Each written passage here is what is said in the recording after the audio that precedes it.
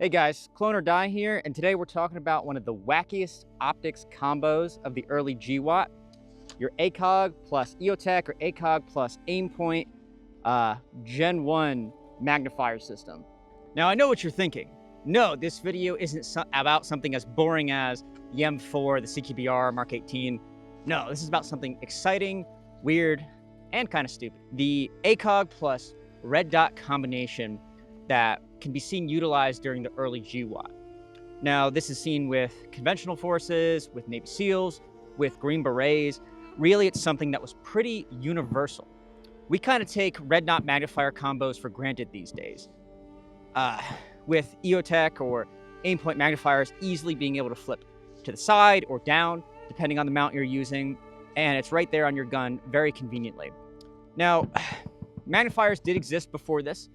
With the Aimpoint 2000, Aimpoint 3000, they did have a screw-in magnifier that you had to screw out and in, took off. It wasn't very good. It wasn't very popular. It wasn't really utilized in special operations. So magnifiers kind of went away for a little while. Then with the wars in Afghanistan and Iraq, the need for a magnifier kind of came back. And it took a little while before good magnifiers were available from EOTech and Aimpoint. So what's the stopgap solution? This is your stopgap solution. So your Acog does co-witness with your EOTech and Aimpoint, depending on the mount you're using. And it doesn't have to be zeroed. See, just your red dot can be zeroed, and you can pop this Acog on or off at your convenience. And you've got all the benefits of a red dot magnifier combo, although it's kind of heavy. And it's depending on whether or not you have enough Acogs to use. But it was still universal, even in conventional units, doing this kind of optic setup. So I guess they did have the Acogs to use. Special operations would have been issued SOP mod kits.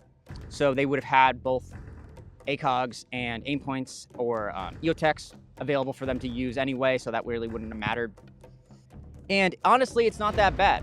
Even without, I didn't zero either of the Acogs on the two guns that I was shooting today. I just had zero red dots, popped on the Acogs, and bam, it worked perfectly fine. Just as good as a conventional magnifier, I would say. You do get a few drawbacks with this system. It is heavy.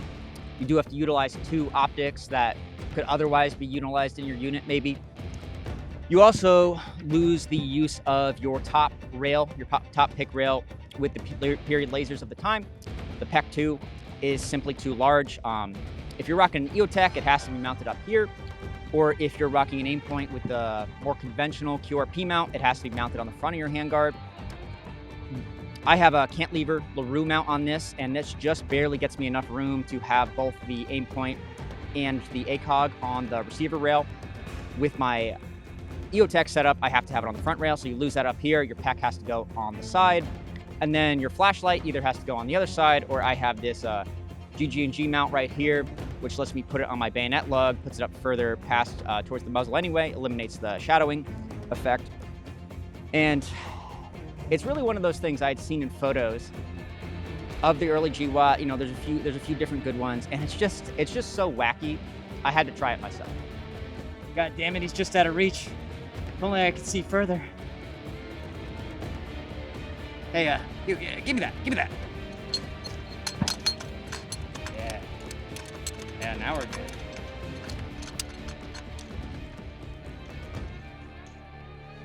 Now I got you.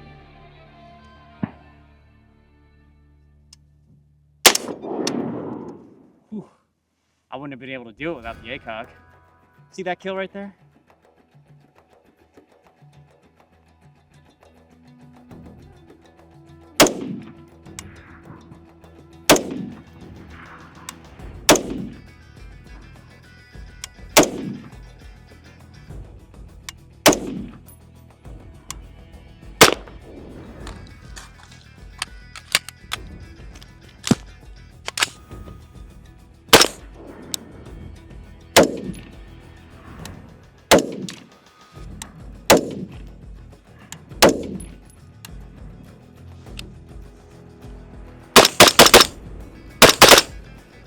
Now, there are real tangible benefits to this system.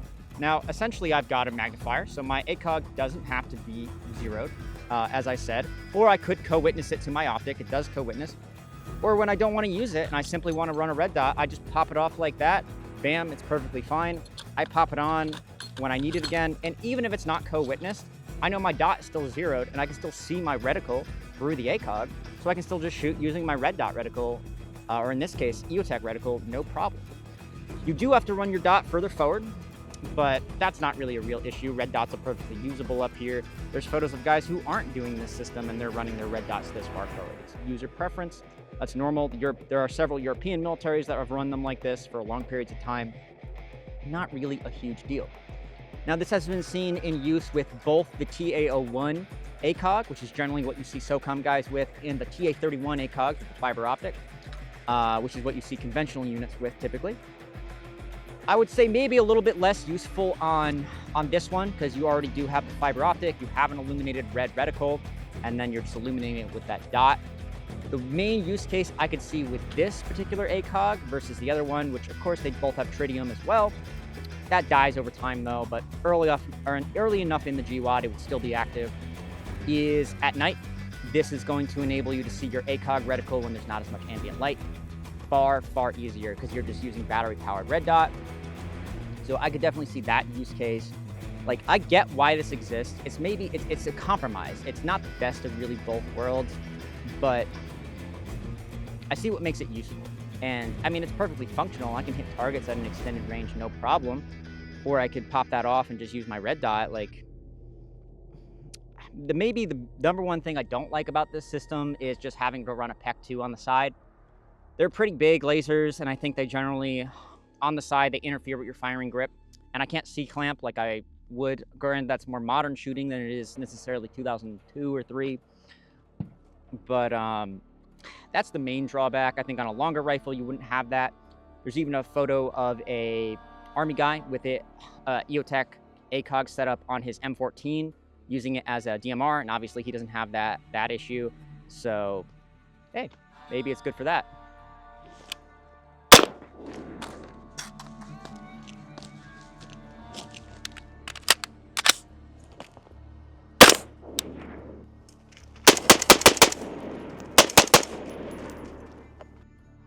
Thanks for checking out this episode on just one of the really neat oddities of the early GWOT, my favorite period, obviously.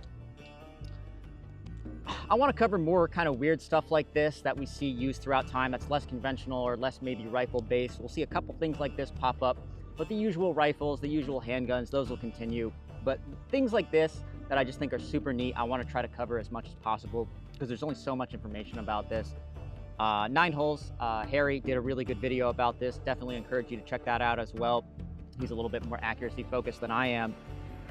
But for now, I'll see you in the next Clone or Die.